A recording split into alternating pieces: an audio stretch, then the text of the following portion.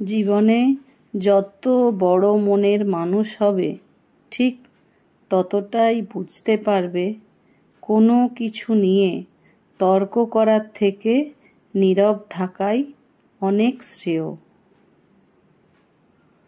বাস্তব তো এটি, গলা জড়িয়ে ধরলেই সবাই বন্ধু হয় না।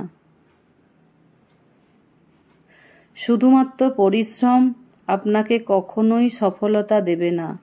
সফলতার জন্য দরকার সঠিক কর্ম পরিকল্পনা। কিছু কিছু জিনিস প্রয়োজন ছাড়াই দরদাম না করেই কিনে নেওয়া উচিত, কারণ এরা সেই সব মানুষ যারা ভিক্ষা নয় পরিশ্রম করে। শোনা সব কথা বিশ্বাস করো না। একটা গল্পের 3টা দিক থাকে, তোমার দিক, তাদের দিক আর যা সত্য।